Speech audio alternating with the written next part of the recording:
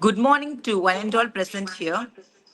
It gives immense pleasures to extend a warm and heartily welcome to all the dignitaries, faculty members, and participants to the Faculty Development Program on Funding and Grants. We are honored by your presence and grateful for your valuable time. To formally commence today's program, I invite Dr. Kaniya, Head of the Department of Information Technology, to deliver the welcome address. Thank you, Selvi ma'am. Good morning to one and all present here. On behalf of the Department of Information Technology in association with Center of Excellence in Cyber Physical Systems of Dr. NGR Educational Research Institute University, it gives me immense pleasure to welcome you all to the Faculty Development Program on Funding and Grant Strategies for Writing Winning Project Proposals. This program is designed with the objective of empowering faculty members with essential knowledge and practical strategies to identify funding opportunity and prepare successful research projects proposals. In today's competitive research environment, securing grant is not just an achievement, but as necessary to promote innovation, collaboration, and academic excellence. We are extremely honored to have with us Dr. Benadict Rakesh, Senior Scientist, Department of Hydro, Bio, and Electrometallurgy, CSIR, Institute of Minerals and Materials Technologies, Bhubaneswar, Odisha, as a resource person for the day one. His vast experience in research and project funding will surely provide valuable insights and guidance to all the participants. We are happy to welcome you, sir. The FDP scheduled from 22nd December to 27th December. And it will be conducted through our virtual platform.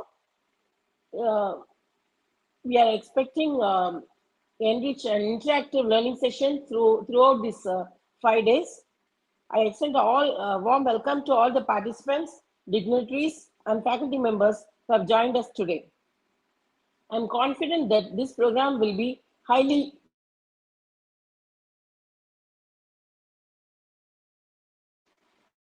my heartfelt thank and gratitude to our founder chancellor, Dr. A.C. Shanmugam sir, and our president engineer ACS Arun Kumar sir for their continuous support and encouragement to motivate us to achieve greater heights.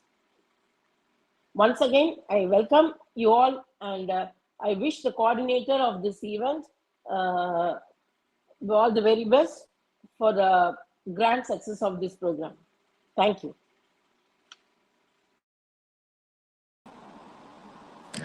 Thank you, Dr. Kaniya, for an inspiring and thoughtful welcome address. Now it's my proud privilege to introduce today's distinguished chief guest. I invite Dr. Shivapurnima to kindly introduce our esteemed chief guest to the gathering. Good morning to one all present here. I'm Dr. Shivapurnima from IT department. I'm very glad to welcome you all for this wonderful event held on 22nd to 27th of December. And besides, I'm very glad to welcome Dr. Benadict Rakesh, who is a senior scientist. And besides our near concern, I regard to give him a brief intro. And he is a senior scientist in Hydro and Biotech Electromechanical Department of Scientific Council of Scientific and Industries and Minerals and Technology, and belong to the Bhubaneswar in Odisha. He is completed his MSc in Organic Chemistry from the University of Madras in year 2010. And he's carried out his research work in Indira Gandhi Center of Automatic Research, Kalpaka, and obtained his PhD in chemistry from Homi Bhabha National Institute of in 2016. And he is involved in the current development of phosphorus-based extracts for monoscience ore processing and separation of zinc chloric acid. He's worked as a postdoctorate processing fellowship in Indian Institute of Technology, IIT, and developed a nano material for solar cell, lithium battery, and electrical application. Currently, he is working on solvent extraction and purification of non-ferrous and rare earth material from a primary resource, secondary resources, and potential waste materials. And besides, I'm very glad to welcome you once again, everyone present over here. And right now, I forward this dice to the Shelby ma'am to process the content.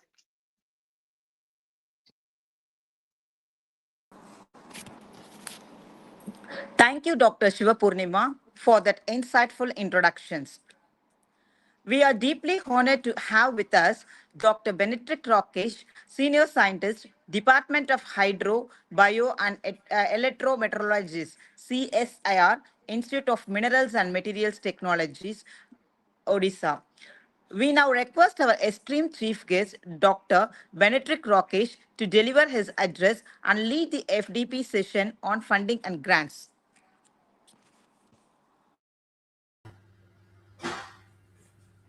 Good morning, all, and thank you for the kind words of introduction.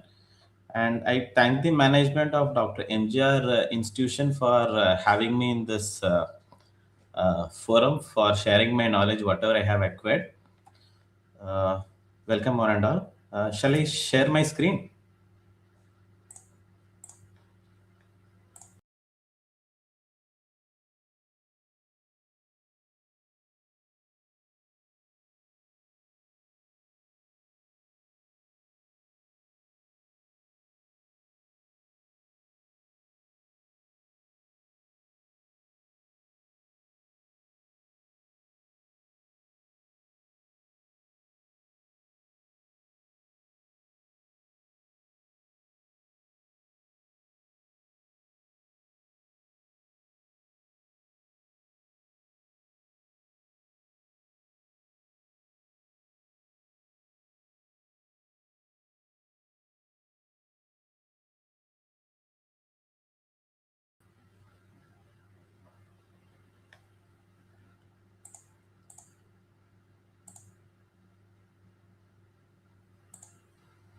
I have shared my screen. Uh, is it visible?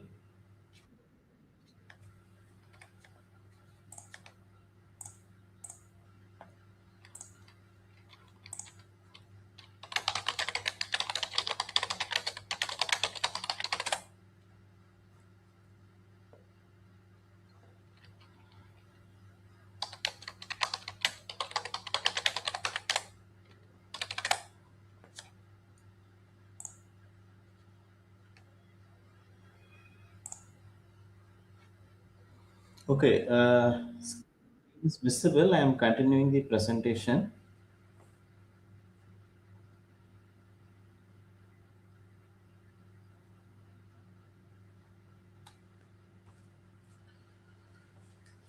So this work is all what I'm going to explain is on the research funding landscape and the idea development and an overview of that.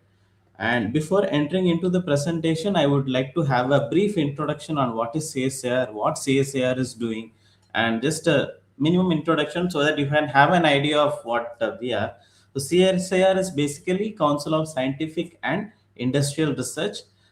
We have pan-India presence. Our institutions are located all over the India. We have 37 institutes and we have several outreach centers, and we have a lot of R&D centers and more than 6,000 PhD scholars and more than 2,500 staffs are engaged in this organization.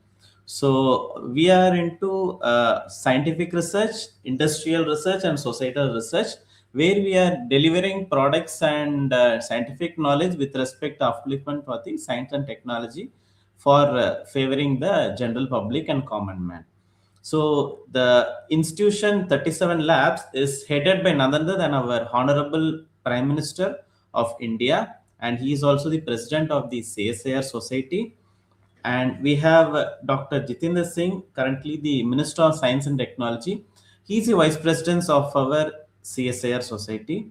And then we have Secretary Director General Dr. N. Kalaishelvi. And to be honored, she is the first women general of our CSIR Institute.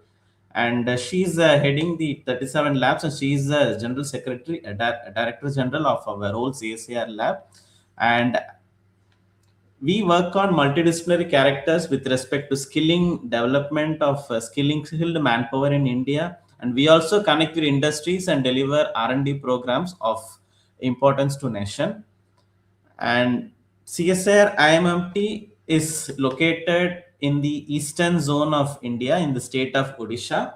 CSIR Institute of Minerals and Materials Technology. As the name suggests, we are into the minerals and materials domain, and the Bhubaneswar or this institute is located in such a way that it is covering most of the mineral belt, like the West Bengal, Chhattisgarh, Odisha, northern part of Andhra, Jharkhand, Bihar. This is a mineral belt region where we have lot of industries associated with respect to mining, and then therefore these industries need a lot of support with respect to R&D. And our CSIR lab, CSIR IMMT, provides R&D support to all these industries as well as the research areas. And as a core domain, we have we are working on development of materials from ores or the minerals, and also we work on the secondary resources such as discarded waste, slimes, and also we look into the processing of waste, so that if we discharge, it will distill uh, damage environment. We will look into such a way that those waste are also utilized, and also we give solutions for the effluent treatment of the waste generated and recovery of the valuable materials, and also we design process flow sheet and end to transfer technology to the industries. So based on the work domain, our department is divided into several sub-units, and we have electrometallurgy department, mineral processing department, environment department.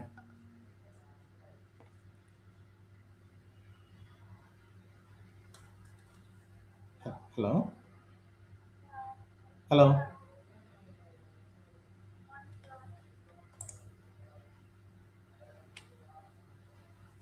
Hello, please.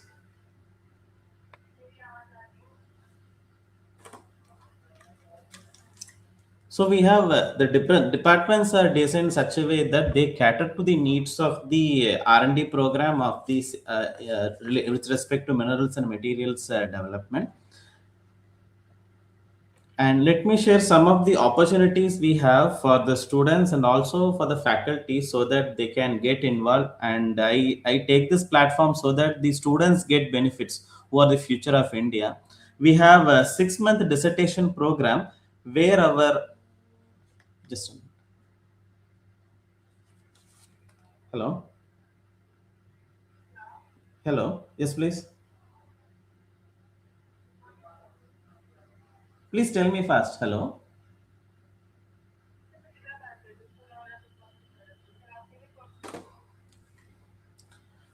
So whatever we have dissertation program for the students, which is basically a 6-month program, where every institute have their BTech, MTech students, where they will be in the need of completing their project. And CSIR MMT welcomes students all over India to participate in the master's dissertation program. And this call will be there twice a year, which is for Jan-June session, another is for July-December session. In the Jan-June session, 3 months before the call will be advertised, so that students can apply. They can be integrated PhD, BTech program, integrated MSc, or integrated MTech, MSc, MCA, even MTech students also can apply. So whoever is the final year who are need to complete a project, who want to do their research in minerals and materials domain, are very much welcome to apply. Apart from dissertation program, we also have summer internship program where during their summer time, for example, in the range of May, June, July, they can select any 2 months and they can come to our institute, and then they can pursue their internship here. And internship program is 2 months, which means 8 weeks, and they are flexible within the 3 months. May, June, July, and the call will be out, and they can take up for the they can take the call accordingly. And we also have PhD programs where we have 2 sessions, January and July sessions, and every 6 months we have intake, and 3 months before the advertisement will be given. And whoever eligible with CSIR JRF net are can apply. There will be an interview, and then they'll be taken, and they can apply all over India, all CSIR, and as CSIR IMMT is a part of one of the CSIR. And we have engineering sciences, chemical sciences, physical sciences, and biological sciences. They can apply under any category. They can get into the program, and all the details are available in website of IMMT and the CSIR. And also we have done a lot of skill development programs which are sponsored by CSIR and also by accelerated wing programs of SCRP. These are some of the glimpses where people from all over India, even from Tamil Nadu also, few students have joined for this program. So we welcome you all for the next program, which will be updated in our web page. So now, having a brief introduction about the CSIR, I will get into the topic. And this presentation, I'll be mostly focusing on the funding landscape and then the idea development, which we need to look into, so that this will be helpful in writing a research proposal, which will have a good success rate. And I'll be focusing mostly on the sources available, what kind of funding agencies are there, what is their requirement, what is that we have to offer, and how to fine tune ourselves so that we can get into the right proposal that can give the right deliverable required by the funding agencies, and therefore we can get into fruitful outcome. So this is the overall objective, and main focus will be on the kinds of research funding available and what kind of idea we need to have so that we can get into the successful research lighting. And at the end, I will have an overview of the proposal draft. So this is the overall objective of this talk. So with respect to funding sources, many people have known only about the DST, Department of Science and Technology, that has been renamed now as ANRF, understand the National Research Foundation. But apart from that, there are also various other ministries which are looking into the ideas from students, faculties, and any research organization. Only few have been named and have been described here. And I'll tell you what is the purpose and what for these have been established. So Ministry of Earth Science deals with the related to atmospheric science, oceanography, and related to environment aspects of aspects where they are into engineering the ocean, and then whatever research and development with respect to the environment related to the earth science, all those research activities has been taken care. And in our institute, CSIR MMT, we have an ongoing polymetallic nodule program, which is fully funded by Ministry of Earth Sciences, where we are looking into development of technology for the extraction of cobalt, nickel, manganese, and other products from the manganese nodule, which is available in the deep sea. This is one of the ongoing program, and there are also other CSIR labs like National Institute of Oceanography. We have NIOT Goa and other lot of NIOT Chennai and other institutions where they are focusing on core researchers which are working on under Ministry of Earth Sciences and Atmospheric Sciences. And Ministry of Mines is another ministry which is looking after the development of process and technologies for the recovery of metal values from the resources which is available. So this ministry focuses mainly on the technologies which helps in mining and which helps us to avoid damage to the environment, which focuses on processes which is eco-friendly in nature, and those kind of research projects are funded by Ministry of Mines. And regarding a lot of other programs of Ministry of Mines will be detailed in subsequent slides. We have Ministry of Coal. As India is one of the highest consumer of thermal energy, where we have a lot of thermal plants for the production of electricity and energy. We are into a lot of R&D sector, where coal is a major polluter and of carbon dioxide and carbon monoxide and other components, and therefore they are into development of technologies which lead to clean energy with the minimum release of the toxic gases. And in this regard, the Ministry of Coal has gone into a lot of R&D programs which are available in their websites, like what is the major things they are focused, all those details are there. And we have Department of Biotechnology. They are mostly into the bioengineering and the medical sector.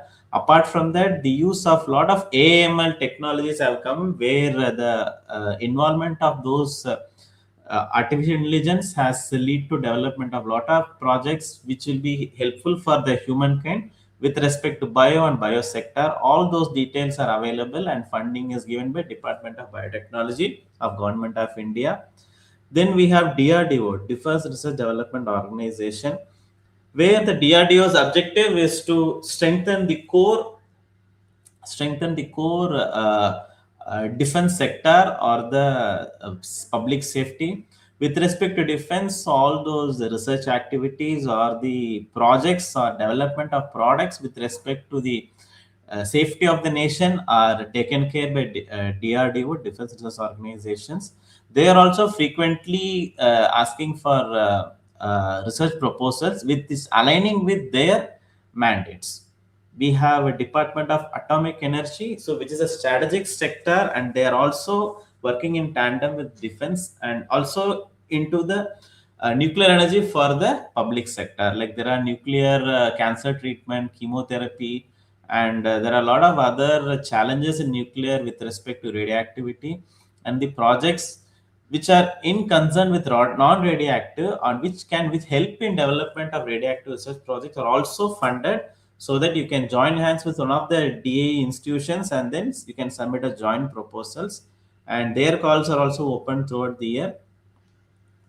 Then we have Ministry of Renewable Energy. So you know that this is the era where we are looking into reducing carbon emission, and with respect to that, lot of non-renewable sources are there. Solar, you have hydrogen and other sectors which will be focused by Ministry of New and Renewable Energy, and the proposals with respect to those which are aligned with that aspects can be submitted to them. And we have Central Power Research Institute, which focuses mainly on power sector like transmission of electricity, how to avoid the emission losses of energy during transition, with respect to development of new products that would be helpful in terms of transmission of power, power lines, high voltage transmission. All those with respect to the electrical and power related research are funded by CPRI. And finally, I would like to introduce about CSIR. And CSIR is in a domain of various sectors. Any department you take, CSIR labs will be there. For example, minerals, IMMT is there. We have CGCR, a Central Gas Ceramic Research Institute in Kolkata, which work on ceramic. We have CLR, a Central Leather Research Institute in Chennai, which works on leather research. And we have Sekri Karakudi, Central Electrochemical Research Institute, who work on electrochemistry. That means development of batteries, supercapacitors, solar cell, and fuel cells. We have National Physical Laboratory, National Chemical Laboratory, National Central Food Technology Research Institute. So any sector you take, there is a CSIR lab with is around you, maybe within 150 kilometer, it will be available. So any research with respect to that, CSIR is also funding. Apart from internal funding within the CSIR labs, there are also a lot of collaborations with respect to universities, colleges, and other research organizations nearby who have the similar wavelength and who would like to contribute are also ready, and they can join apply for the joint proposals. And this is in general I have proposed, and there are other ministries which are funding. These are the major funding sources I have mentioned. And this is with respect to special calls, which is of national importance. And the government of India has looked into various streams, and based on understanding from various ministries, the government of India has found that lot of gap areas in which India needs to pitch in. And in this regard, to promote the product development right from R&D to the large scale project development and delivering the product, lot of missions have been launched. To name a few I have given, there are also other similar missions, and the major missions I have been listed out. One is India Semiconductor Mission. This is one of the place where India is lagging so much behind, and even a lot of political issues are going on with respect to USA, China, Taiwan, other countries.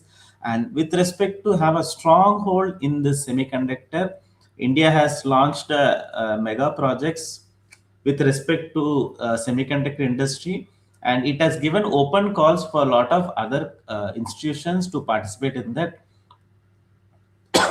And also we have other programs like National Clean Energy, Clean Water Mission, Jal Jeevan Mission, which focuses on providing clean water and purification of cleaning of the major rivers. Now, one of the major program is National Mission for Clean Ganga (NMCG), where anybody can participate who has the intention to clean the river.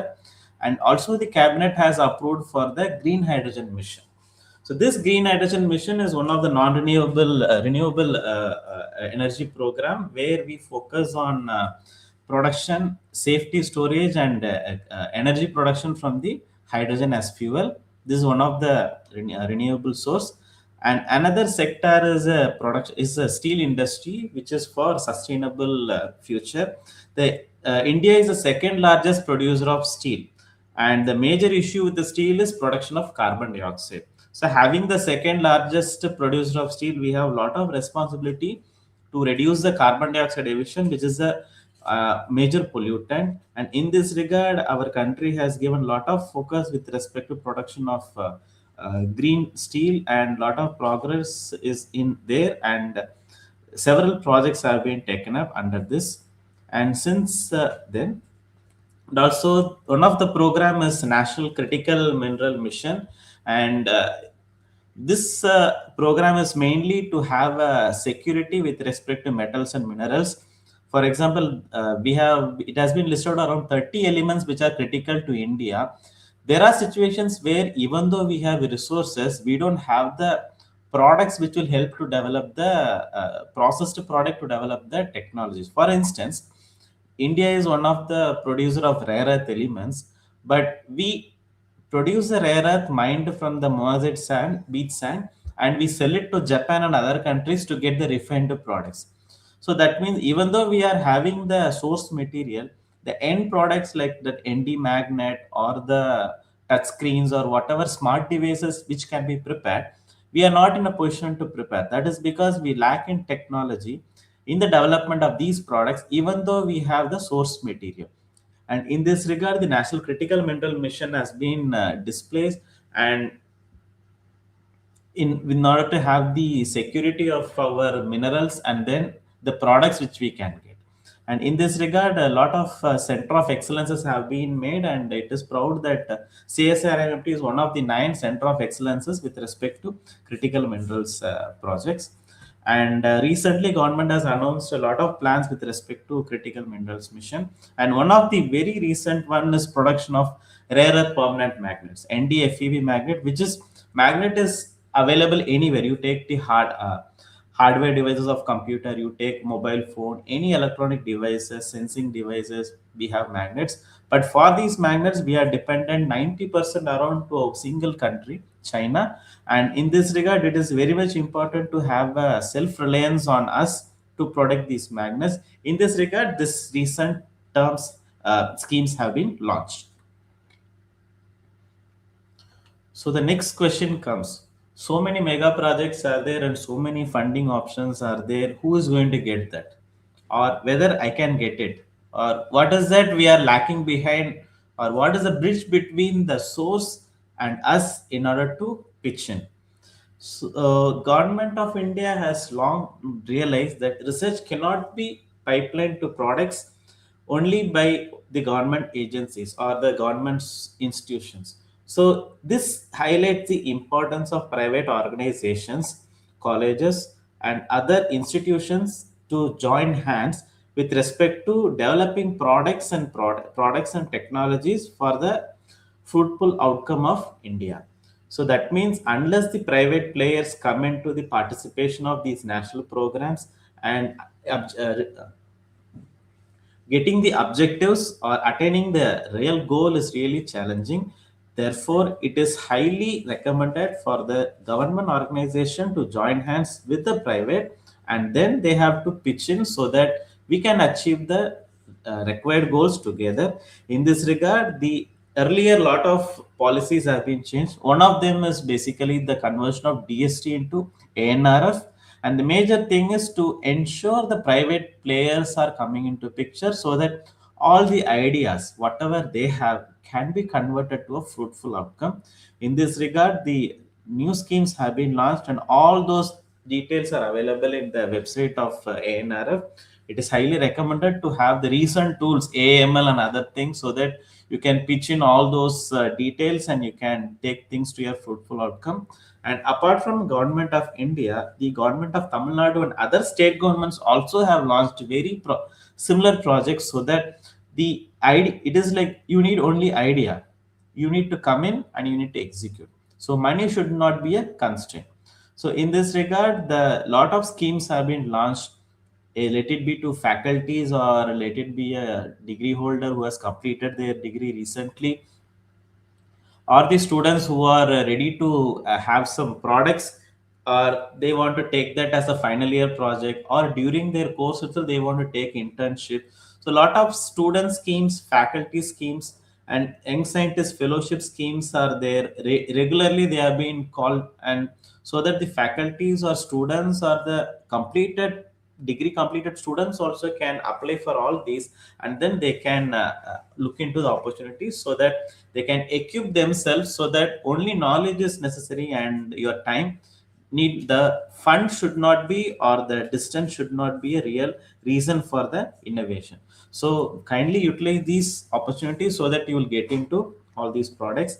And finally, when you get into the product or the technology transfer, a lot of hurdles are there. You have an idea in mind, you got the result, but where to take, how to execute. In this regard, lot of indirect funding has been piped in with respect to your startup and then your micro, small, and mini medium enterprises. So the idea is the master student or your PhD student or your MTech or BTech student or even the faculty who will be having some idea, who is having a prototype, who is having a product, but you can't directly take it to next level. So in that case, there are a lot of startup schemes where a partial funding has been given by government of India, and the minimum, with the minimum amount of knowledge and funding, you can start your projects or start your startup. And after successful execution or the trials, government also helps in executing the final trials. So in this regard, the knowledge time of your students and faculties are important, so that whatever idea you have, that can be translated to a knowledge.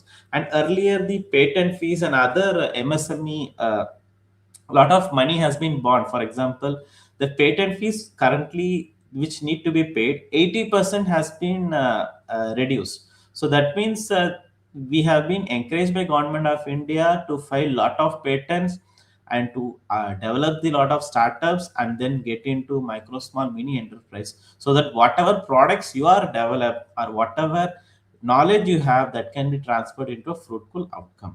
Apart from that, government also has a government e-marketplace where whatever products that has been prepared by the startups, MSMEs, and other funding agencies and other whatever sources that has been developed can be displayed in this, and it can be purchased from the e-marketplace. The main advantage of this is all the government of India, whoever is getting the products, it is mandated that we need to purchase from them, because they are helping the MSMEs, tribal startup sectors, and there are a lot of incentives for them to put their products here, so that any purchase in the government sector will be mandatorily done from the GEM portal, government e-marketplace, so that they get importance or their products get more important.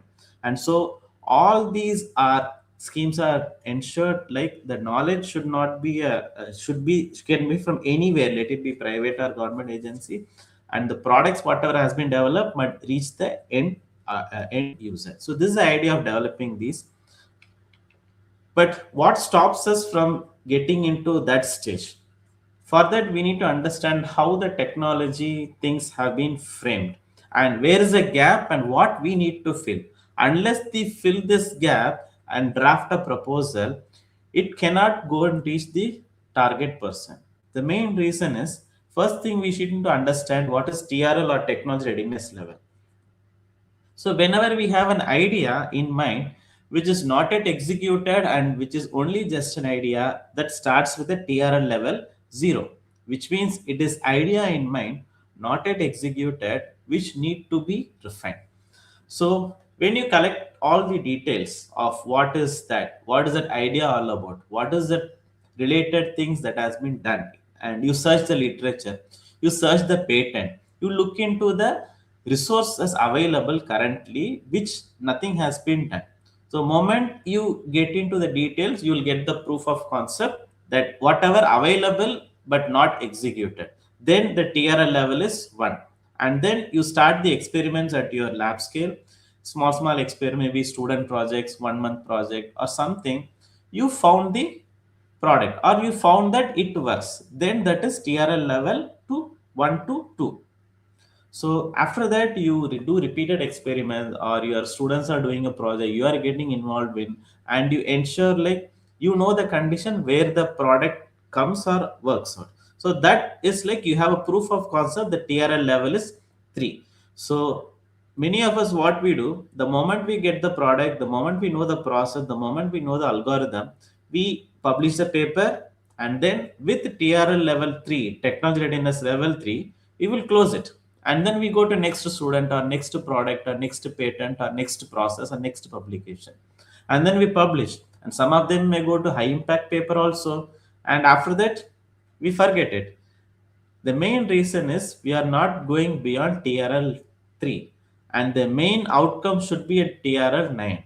What stops us in the middle is we are not stepping beyond TRL 3. With the publication, we are closing everything, and that needs to be stopped.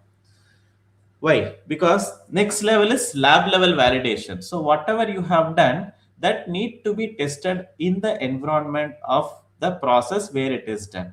So the moment we get a good result after publishing, we are closing. Now we have to go to next TRL4, where we will be testing it the valid environment. So, and then we will test it at the relevant environment in the industries or the plant area, and then we will have a prototype which can be demonstrated in a pilot scale. So TRL 4, 5, 6 are more or less with respect to the pilot scale studies. So whatever till TRL 3 you do the synthesis or production in 1 gram scale need to be done in 1000 gram or 1 kg scale. So that means you need to have the industry relevant ambience to do these processes, and then to have a sure shot cost economics. So for that you need 4, 5, 6. You need to have a pilot scale or large scale testing, and for this only government has supported with respect to in terms of startup funding, seed grant, and then other MSME. So now our mindset should go from patent, should go from research publications to patents and then to products. And once we achieve this, then only we can go to higher technology readiness level, so that the actual testing can be done at TRL 8, and then the mission can be proven successful at TRL 9. So now we need to ensure like we are getting into higher TRL level with the help of the schemes that has been provided by government, and then we have to get into the next level. That should be the prime idea. So to achieve that, what should be our mindset? So mindset should be collaborative. So each one can be a master in one thing, but 10% has to join together, get it done. So for a single material, for example, I will take an example of production of car. You can say one single company is producing Toyota or Tesla or Maruti, they are producing one product. But to make that one product, you see how many technology, how many patents, how many product process transfer things are involved. You take tire, which is made up of rubber. You take the engine, which is made up of alloys, and then you have the electronic system. We have sensors now, and you have seat belt, safety thing, and the car is designed in an aerodynamic way. So that means to develop one car, you need a chemistry person, you need a chemical engineer, you need an AML expert, you need a glass technology person. So that means to do one product, you need all kinds of engineering, science, discipline, law, all discipline come into picture. So to make one product itself, you see so many people come together to write one research proposal and get it into a successful product. With a single person, it may not be much fruitful. That is where joining hands together to conduct a research, that mindset should come. So unless we have that collaborative mindset, getting into a successful good outcome or product through this research will not be viable. So we should be in an open mindset to share ourselves and ensure that things are getting shared, and then the knowledge is pitched in, and then you can write a joint proposal to ensure you get a very good product. So this is overall about the kind of research landscape and then the idea development, what we need to have so that the successful proposal can be done. So, in a nutshell, I will just tell you what are all the part of a research proposal. Maybe in the next presentations and other resource persons can guide you overall about that. So, I have given in detail about the research landscaping and the ideas to be developed. Whatever you have framed or you have achieved need to be translated into a flow so that it can be readable, draftable, and then it will reach your funding agency so that they are able to learn what you have done and they are able to understand what you have, and then they will sure they believe that you can get into the product development. So you ensure the title whatever you are giving is clear. So many of us have seen like they use complicated terms and they have some different jargon so that they feel like if sophisticated words are used then the readership is good. It's not always. Be simple and precise and have your title crisp so that by reading that I will understand what you want. So that would be a good choice. And then objectives should be measurable. I have seen many people writing the compounds will be characterized by these techniques. So that is general. Anybody can do. What is that measurable objective? Suppose I want to produce 1 kg product of this purity. That is something you can measure. So I want to characterize by this techniques. That doesn't give anything what you are going to give. So let us have an objective which is measurable, which is attainable, which is clear. So waving around with words and jargons will mislead the person who is evaluating the proposal. And then the literature survey, which includes patent landscaping. So many of us mostly look for only journals and we forget the patents. Patents are the project products which we help in getting the product. And the moment you have a patent after your end of the project, that is a major outcome which will help in protecting the idea of the product so that it can't be copied by someone else. So including patent landscape, how the patent is there in the proposal along with literature survey is very important.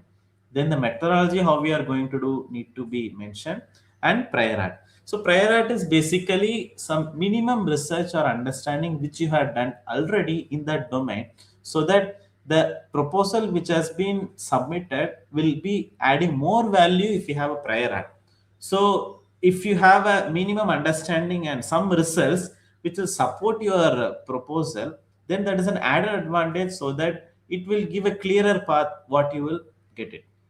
And the deliverables. So whatever product deliverable, if it is crisp and precise and specifications are mentioned as per the product specification, whatever proposals you are drafting, then it will clearly lead to a tangible outcome and timeline of the project. In general, if any project has been given a deadline of 2 years, we usually go for 2 years. But that should not be the case. As per our proposal, if the proposal can be completed within 1.5 year, we can very well go for 1.5 year because you are saving 6 months of your time and the tangible outcome getting delivered will be fast. So that would be a good thing. And with respect to budget, it depends on the kind of proposals you are writing, and the justification should be mentioned so that whatever budget you are claiming will be helpful to attain the project deliverable. So this is in general with respect to drafting proposal. And thank you for your time, and I'm happy to answer for any questions in this regard.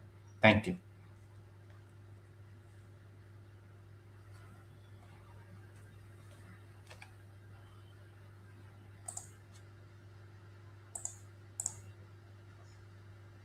Over to you, ma'am.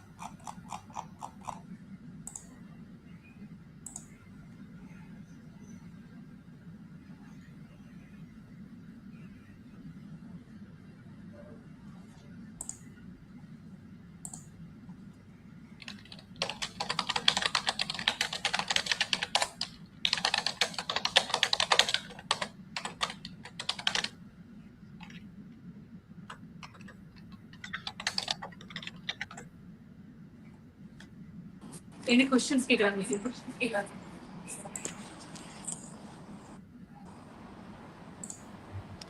Participants, you can ask your queries, else you can post your queries in chat box.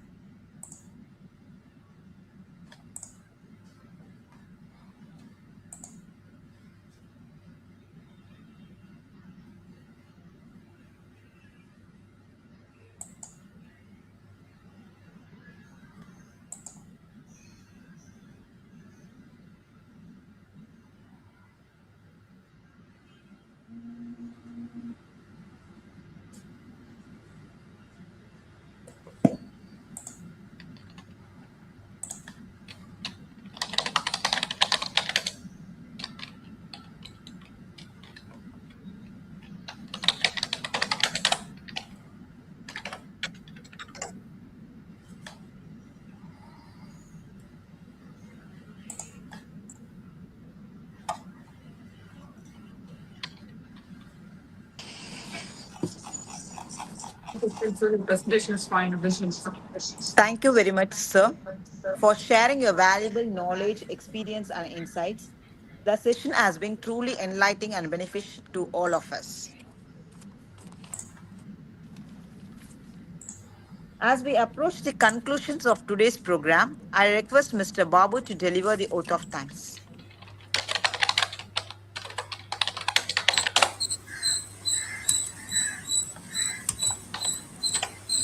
Good morning, madam.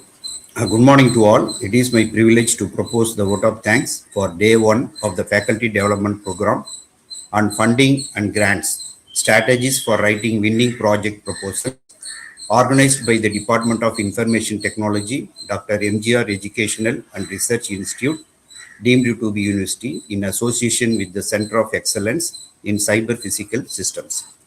First and foremost, we express our heartfelt gratitude to our esteemed resource person, Dr. Benadict Rakesh, Senior Scientist, Department of Hydro, Bio and Electrology, CSIR Institute of Minerals and Materials Technology, Bhubaneswar, Odisha, for his insightful and enriching session. His expert guidance on funding opportunities, proposal structuring, and strategic approaches to writing successful research proposals has greatly benefited all the participants. We extend our sincere thanks to our Honorable President, Engineer ACS Arun Kumar Sir, Vice Chancellor Dr. S. Geeta Lakshmi Ma'am, Registrar Dr. C.B. Palnivel Sir, Additional Registrar Dr. V. Siliraj Sir, Advisor Dr. Mehta Sir, and Dean ENT Dr. Ethira Sir, and Aide Dr. N. Kanya Ma'am for their constant encouragement, guidance, and support in organizing this FDP. Our special thanks to the Center of Excellence in Cyber Physical Systems for their valuable collaboration and academic support in making this program meaningful and impactful. We also thank the coordinators, Mrs. V. Vishwapriya and Mrs. S. Agalya, for their dedicated efforts in planning, coordinating, and smoothly executing the program. We are grateful to all the faculty members and participants who actively took part in today's session, making it interactive and engaging. Finally, we acknowledge the efforts of the organizing committee, technical teams, and support staff for their behind the scenes contributions that ensured the success of this virtual program. Once again, thank you all for your presence and cooperation. We look forward to your continued participation in the upcoming sessions of this FDP. Thank you.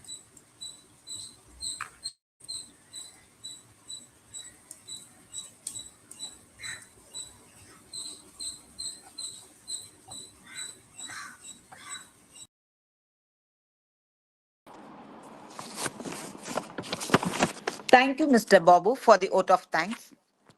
With this, we come to the end of today's program. Once again, we sincerely thank our chief guest, dignitaries, and all participants for making this FDP a grand success. Thank you all and have a wonderful day ahead.